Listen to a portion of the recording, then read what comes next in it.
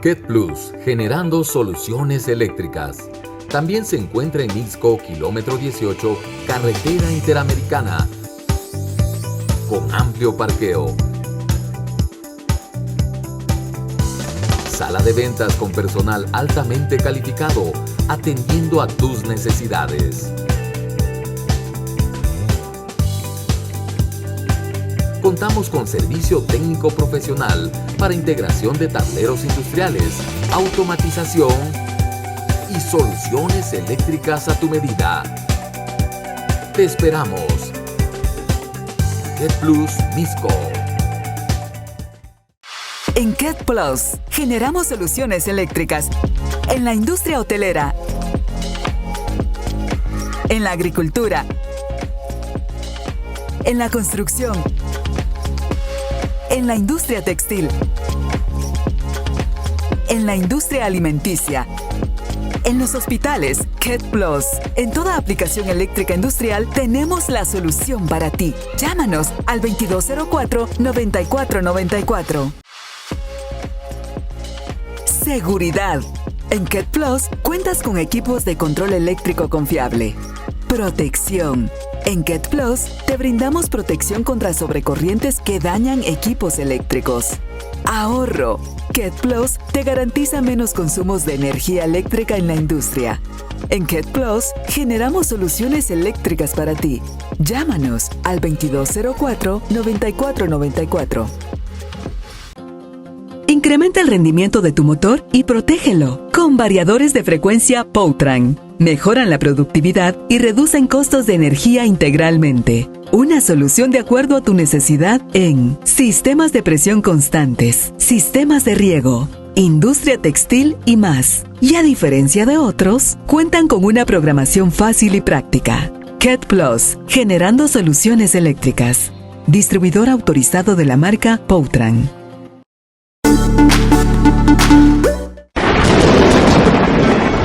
¿Equipos dañados por tormentas eléctricas o sobrevoltajes? Actualmente los picos de voltaje son los responsables de daños a los equipos eléctricos en un 75%. Prevenga estos daños con supresores de transientes ProSurge. Cuentan con certificación de alta gama a un precio competitivo. KET Plus, generando soluciones eléctricas. Distribuidor autorizado de la marca ProSurge.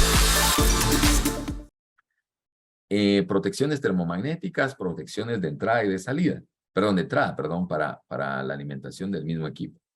Hay que considerar que la protección térmica o termomagnética que se le instale a este equipo debe de estar considerada para accionarse al 115% de la corriente, ¿no? Como un valor de sobrecarga, ¿sí?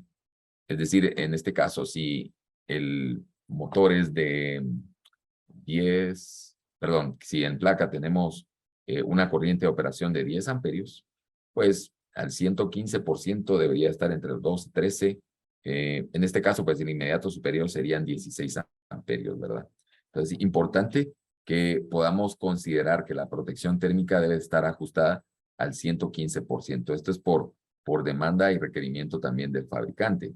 Y el disparo térmico, recordemos, es en el caso de la normativa NEMA, es clase 10, ¿verdad? Es decir, la curva de disparo de sobrecarga debe estar dentro de los parámetros de la clase 10.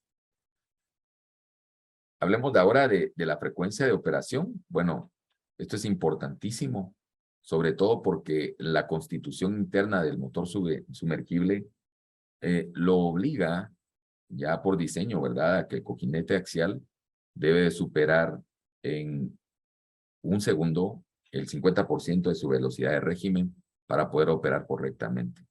Entonces, en estos casos, la frecuencia de operación límite mínima que en la que puede operar este motor va a ser al 50%, es decir, a 30 Hz, no menos que eso, por ya ciertas consideraciones de seguridad y garantía. Algunos instaladores generalmente lo ubican no en 30, sino en 40 o 45 Hz como mínimo, ¿verdad? Pero el fabricante, pues, lo especifica y dice que puede ser a 30 Hz como mínimo, ¿verdad? Esto también pues tiene ciertas consideraciones porque va a depender de la velocidad del flujo, ¿verdad? Con qué tanta velocidad se esté prácticamente autorrefrigerando el motor y esté fluyendo a través del cojinete agua, ¿verdad? Para poder operar correctamente, ¿verdad? Entonces, esta también es una consideración. En la parte de baja carga, y esto también lo menciono, ¿verdad? Debe estar configurada al 80% de su valor nominal. 10 amperios, baja carga, serían por debajo de 8 amperios, ¿verdad? Bueno, siempre y cuando nosotros en este caso trabajemos y nos ubiquemos en la corriente nominal. Recordemos que en el ejemplo hablábamos de una corriente con factor de servicio a 9.8 amperios y 8.4 como corriente nominal. Entonces, en este caso, tendría que ser el 80% de la corriente nominal, 8.4, ¿verdad? De la corriente a plena carga. Entonces, por debajo de eso, el equipo debe estar ajustado y programado para detectar ese nivel y dispararse correctamente, ¿verdad? ¿Sí? Intervalos de arranque y tiempo de arranque. Bueno, lo mencionábamos, ¿no? De 0 a 30 Hz se debe de tener un tiempo mínimo de 1 segundo. Es decir, para poder saltar de 0 a 30 Hz, el motor lo debe hacer en 1 segundo.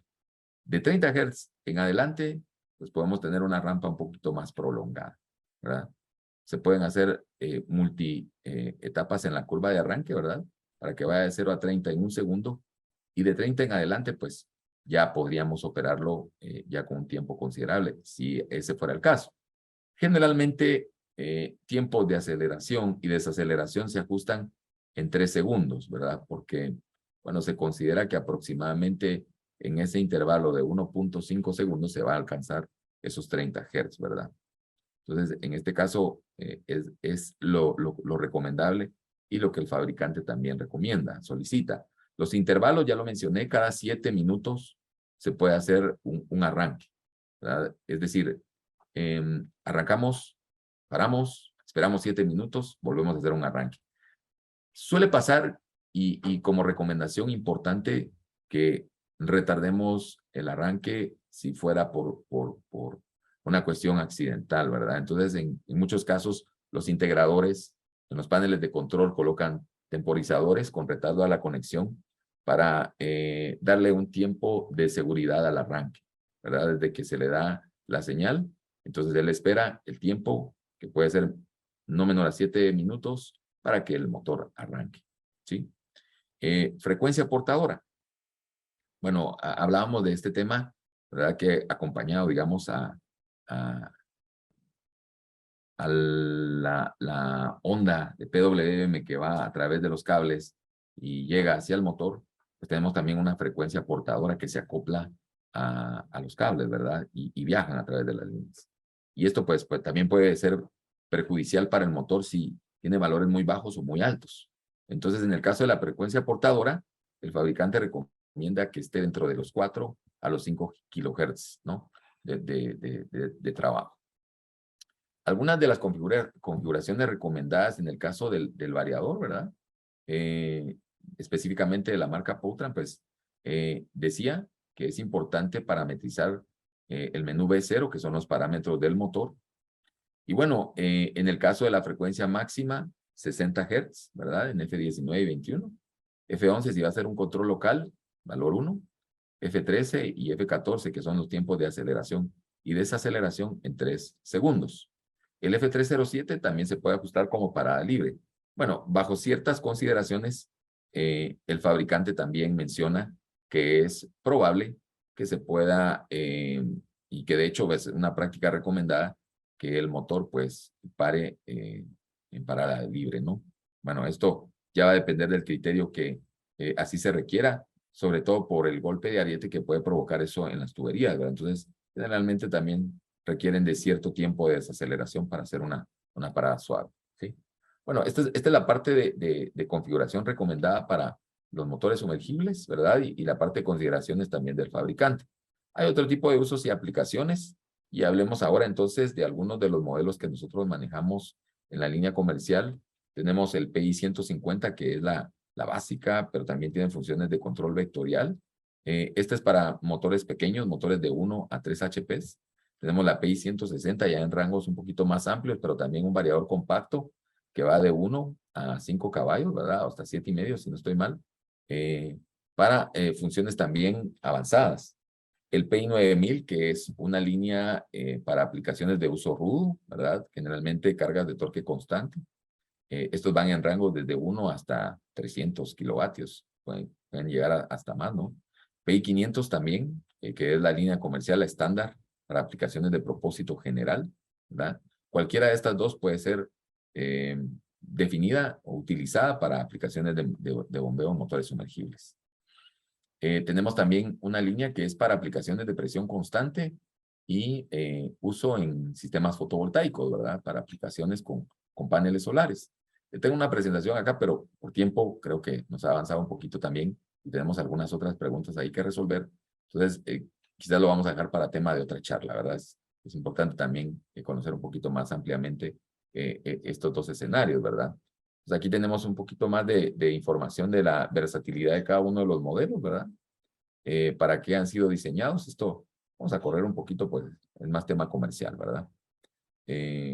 Funciones de algoritmos de control vectorial con aplicaciones de servomotor para la PI 9000. La PI 500, ya lo mencionamos, es la estándar, ¿sí? El PI 500W, que, bueno, en este caso tiene la versatilidad de poder controlar diferente cantidad de bombas, en este caso hasta 4 motores por demanda. Ya trae inserto la parametrización para poder hacer los ajustes de alternancia, demanda, control por lazo cerrado a través de un transductor de presión para sistemas de bombeo en edificios, centros comerciales, etcétera, ¿no? En el caso de la línea comercial PI 500S, que es para aplicaciones con sistemas fotovoltaicos, pues tenemos el famoso y conocido algoritmo MPPT, ¿verdad? Para el seguimiento máximo de punto de potencia.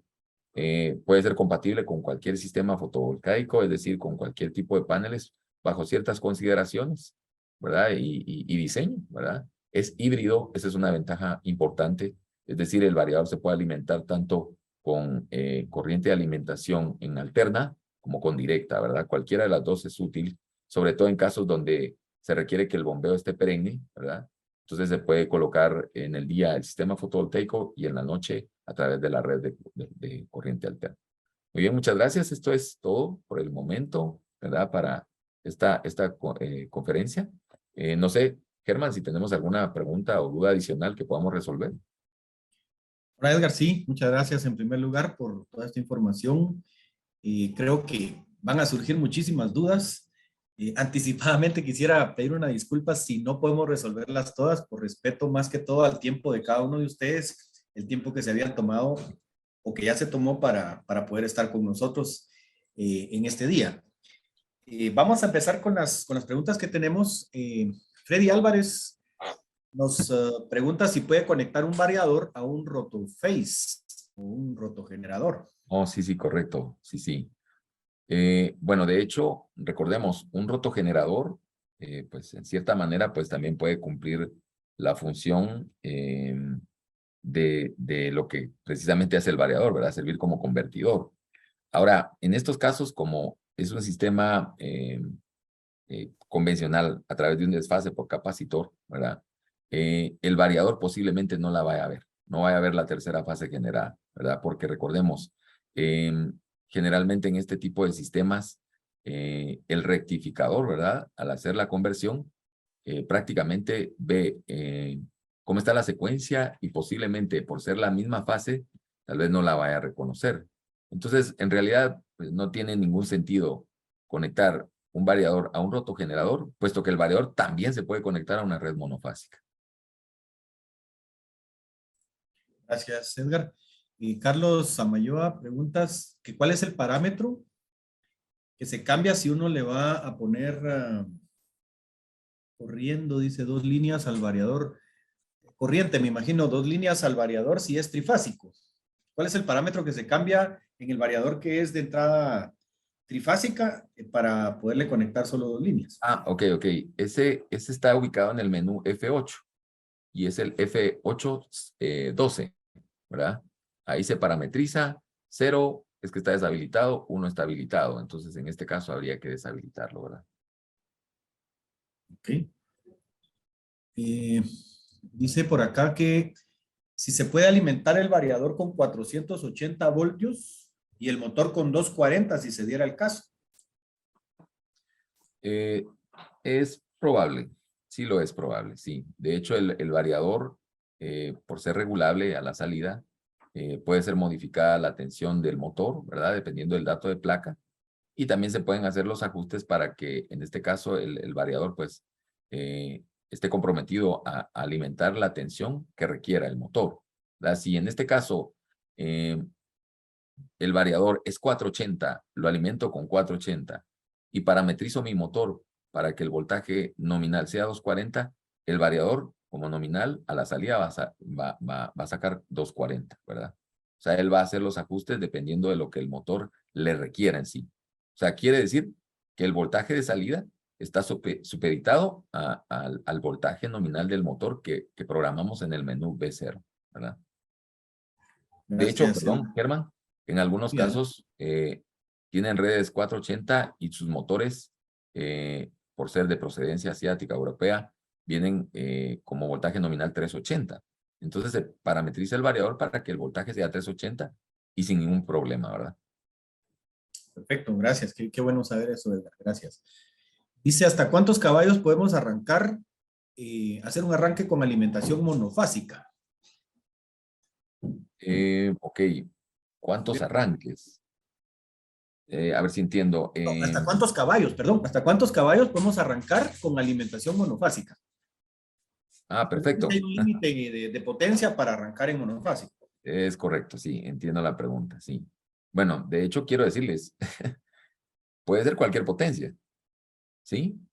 Incluso si no disponemos de trifásica en 480, con 2 fases en 480, también podemos operar. Pero siempre hay ciertas consideraciones porque va a depender y tiene relación directa con la capacidad del suministro, ¿verdad? Es decir, la potencia que alimenta, la capacidad de los generadores que alimenta ese suministro, esa distribución. Y generalmente en sistemas monofásicos, pues la mayor cantidad de corriente que podemos tener disponible son 150 amperios, ¿no? En una acometida monofásica como máximo, ¿verdad?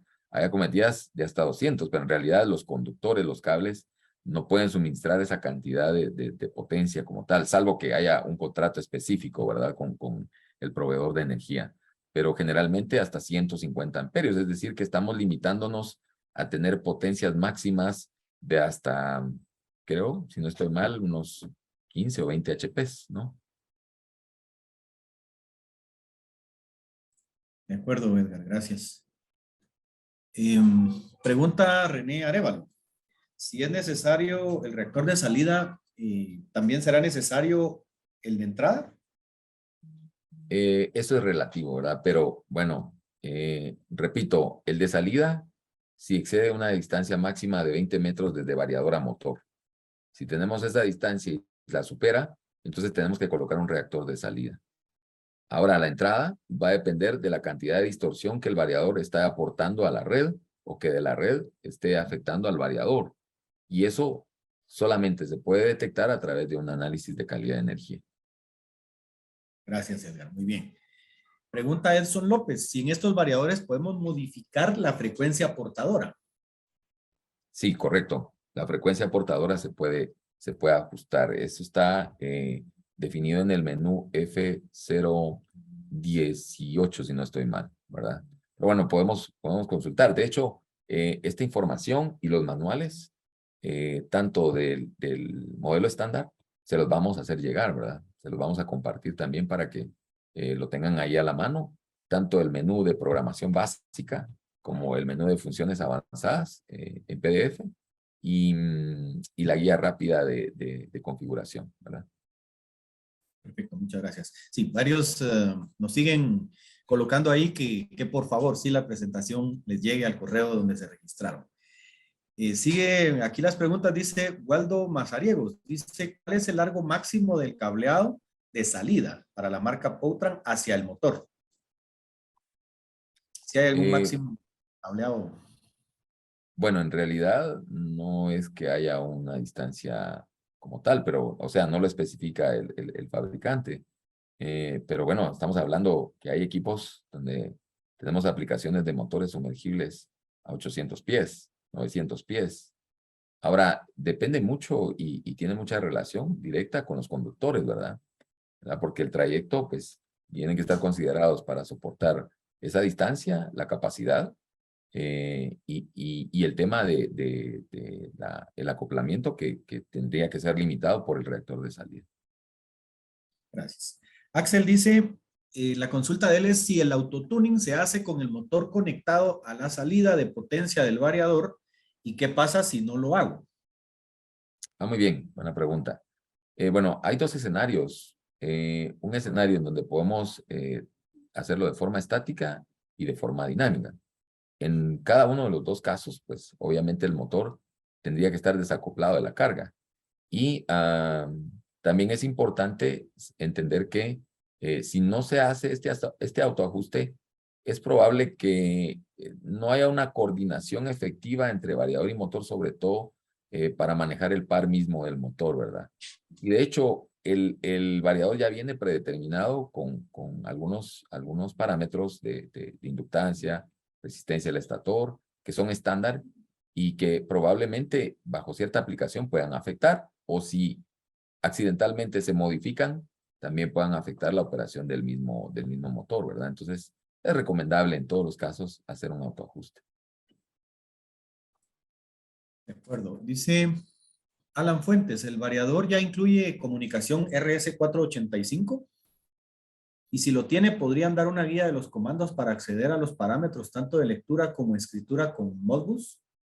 Sí, correcto. Ya trae inserto el protocolo y justamente en estos momentos estamos efectuando algunas pruebas para operar también con una comunicación Profi, con tarjetas ya destinadas para tales efectos.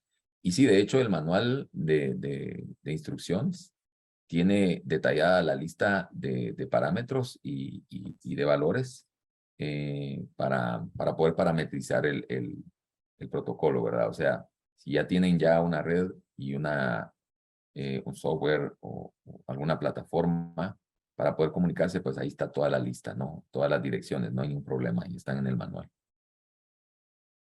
Perfecto, gracias Edgar. Y bueno, algunos temas que nos preguntan, quisiera yo tomarme ahí el derecho de respuesta aquí, Edgar. Algunos están preguntando sobre garantías de los equipos, variadores, diferencias entre los variadores de una serie y otra.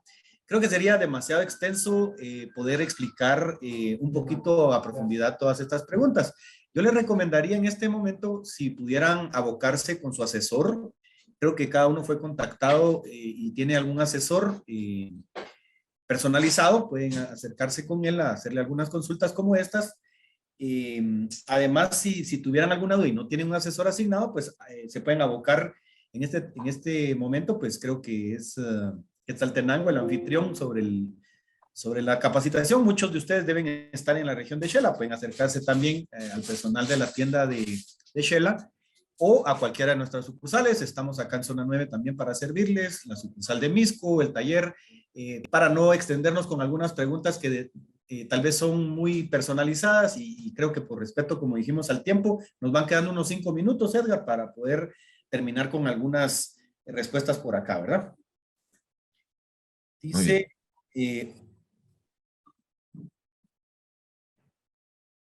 otra pregunta, dice por acá, ustedes, los variadores que distribuyen con entrada 220 monofásica, ¿tienen algún tipo de modificación interna o solamente el parámetro que se modifica? Ok. Sí, de hecho, el fabricante se encarga de sobredimensionar los componentes internos dentro del equipo.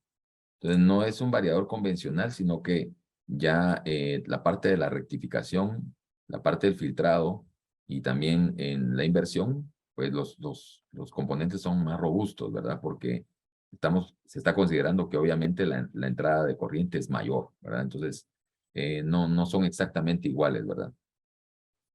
Perfecto.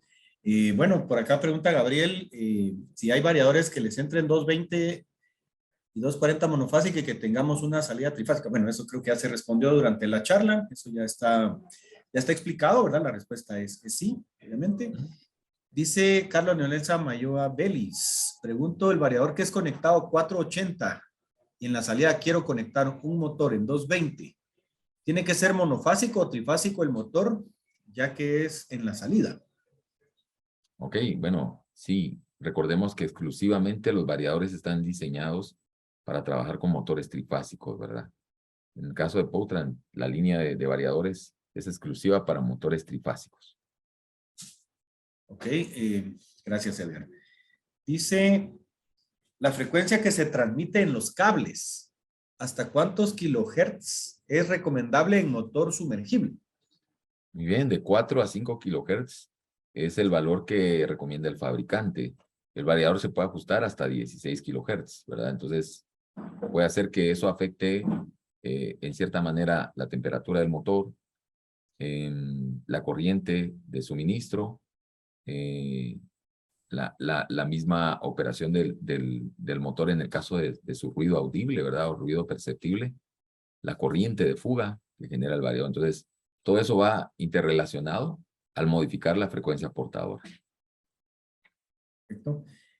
Joel Arcadio Paredes pregunta, ¿hasta cuántos HP tienen los variadores la marca Powtran? Yo desconozco el dato de fábrica, pero aquí en stock, ¿verdad, Edgar? Tenemos hasta 300 caballos en 480 voltios y en 220, si no estoy mal, hasta 100 caballos, ¿verdad? Disponibles. Ahora fábrica, pues tal vez tú me apoyas ahí, Edgar. Sí, de hecho hay rangos de mayor potencia, ¿verdad? Dependiendo de la aplicación. Podríamos hablar que tenemos hasta modelos de hasta 500, 600 kilovatios, ¿verdad? Pero ya es bajo pedidos especiales, ¿verdad? Perfecto. Pablo Chitimul pregunta si en tu criterio en un motor sumergible es mejor dejarlo en parada libre o en rampa de desaceleración. Bueno, esto en mi caso, ¿no? Si fuera el criterio que yo tuviera que aplicar, pues si no me afectara a mí el tema de golpe de ariete en tuberías y el sistema está diseñado para que pues, esté específicamente con válvulas de alivio y todo, pues creo que tomaría la recomendación del fabricante, ¿verdad? El fabricante dice, mire, la mejor forma de tenerlo es así. Ahora, hay una consideración también importante, y es que en la rampa de desaceleración se mantiene el mismo criterio que en la rampa de aceleración, y es que cuando el motor vaya en esa desescalada, de 30 Hz a 0 Hz, también debe de haber un minuto nada más de rampeo, ¿verdad? O sea, debe ser inmediato. O sea, ya al llegar, digamos, a los 30 Hz, por debajo de eso, en la desaceleración, debe pasar o transcurrir por lo menos un segundo para poder detenerse completamente el motor, ¿verdad? Eso es para el cuidado igualmente de la parte del cojinete axial. Perfecto. Edgar, yo creo que estamos llegando al límite ya del tiempo. Saúl Fuentes nada más nos pide cursos para instalación de variador, dice, o sea, un curso un poquito más técnico en cuanto a la instalación. Sí, sí, sí. Pregunta Eric Hernández si el conductor que alimenta del motor al variador debe tener ciertas características específicas. Muy bien, buena pregunta. Eso es tema para otra charla. De hecho, sí. Generalmente, y bueno, eso no se comenta mucho, pero digamos, lo apropiado debería de ser cable especial, cable blindado, ¿verdad? Que esté interconectado entre variador y motor, ¿verdad? A veces eso no se cumple por temas económicos igualmente, pero sí es importante que tanto las interferencias que genera el cable, perdón, y lo que puede afectar directamente el suministro o la alimentación del mismo cable, tenga una pantalla, ¿verdad? Para que también a través de la pantalla se puedan disipar cualquier corriente de fuga, ¿verdad? Y cualquier ruido que se transmita a través de los cables. Entonces, de hecho, sí, es recomendable el utilizar cables blindados para variador. Muy bien, gracias. Pablo Chitimula hace una pregunta ahí sobre un variador. Dice que él tiene un variador de nosotros de 7.5 HP y tiene entrada monofásica. Lo está usando para un motor Franklin sumergible de 5 caballos, dice. ¿Cree que tendré problemas después? Bueno, yo me basaría prácticamente a la corriente de placa. Observe usted cuál es la corriente con factor de servicio de ese motor de 5 y compárela usted con la corriente multiplicada por 1.73 de la corriente del variador. Es decir, si el motor de 5 HP, voy a poner un ejemplo, ¿no? No tengo presente cuál puede ser esa corriente, pero pensemos que si la corriente fuera de 10 amperios con factor de servicio, entonces, en este caso, por 1.73 son 17 amperios. Su variador debería de poder soportar entre 18 y 19 amperios, ¿verdad? Para estar con cierta margen de seguridad, ¿verdad? En este caso, tendría que observar esos detalles y comparar. Si ese es el caso, enhorabuena. Y si se cumple, qué bien. Si no, y está muy limitado, probablemente el variador sí va a operar. O sea, no va a tener problema. Pero en el corto, mediano plazo, internamente va a haber un aumento de temperatura en los componentes y eso puede provocar un daño, ¿verdad? Perfecto, gracias. Freddy Álvarez pregunta, ¿en qué orden se puede o es recomendable conectar un variador trifásico a una red monofásica? L1, L2, L3. Muy bien, de acuerdo. Es indistinto. La verdad es indistinto. Puede ser L1, L2, L2, L3, L1, L3, ¿verdad? Pero generalmente es L1 y L2. Tuvimos un caso de una emergencia donde por alguna razón una de las terminales, un puente del rectificador se dañó. Entonces el usuario, por la emergencia, utilizó las otras dos fases restantes y el motor y el variador operó correctamente, sin ningún problema, ¿verdad? Perfecto, gracias. Bueno, casi hemos terminado. Pregunta por acá si se puede conectar un variador de frecuencia a un motor eléctrico monofásico. Ya también respondimos esa situación, ¿verdad? Específicamente para motores trifásicos. Elin Pelén dice, bueno, si hay algún lugar donde pudiera recibir algunas capacitaciones sobre variadores de frecuencia en voltajes 220 y 480. Muy bien, excelente solicitud, Elvin. Pues sí, bueno, de hecho, no lo hemos considerado como tal, pero creo que sí va a ser importante y necesario, pues, ampliarles a ustedes esta información más detallada en temas de cursos, ¿verdad? Específicos, lo vamos a planificar para hacérselo llegar a ustedes, ¿verdad? Gracias, Edgar. Bueno, hemos terminado con las preguntas, ya no hay más preguntas. Creo que hay un récord por ahí, Edgar, respondiste más de 70 inquietudes, 72 para ser exactos, allí de los participantes del seminario. Eso nos indica, según lo veo, que hay un gran interés en seguirnos capacitando sobre este tema, así que la invitación para futuras ocasiones donde podamos todos juntos aprender sobre el tema, ¿verdad? Edgar, muchas gracias de verdad. Y a todos los que están detrás allí organizando este tipo de eventos, creo que son tan importantes para nosotros como empresa, para nuestros clientes y para también ese sector de jóvenes que se están preparando para salir a poder aplicar todas estas soluciones que hay disponibles, ¿verdad? Gracias, Edgar. Yo dejo el tiempo. No sé si Irene quería hacer el cierre de la charla en este momento. Gracias. Solamente quería agradecerles a todos los que se conectaron, ¿verdad?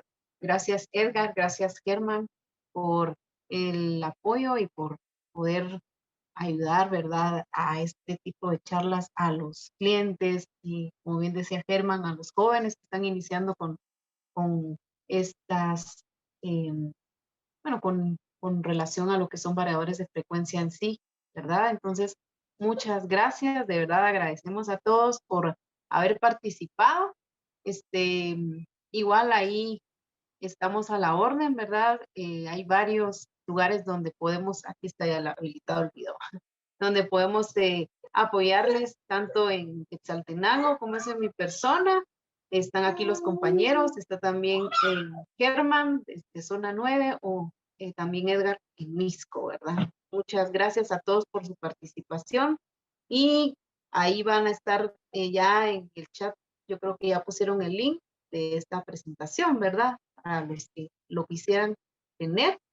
Y también pues ahí estamos a la orden. Muchas gracias, de verdad, por el apoyo, porque realmente es necesario, ahí hacían el comentario, ¿verdad? De que necesitan estas capacitaciones más seguidas, entonces pues vamos ahí a tomarlo en cuenta, de verdad, gracias por el tiempo.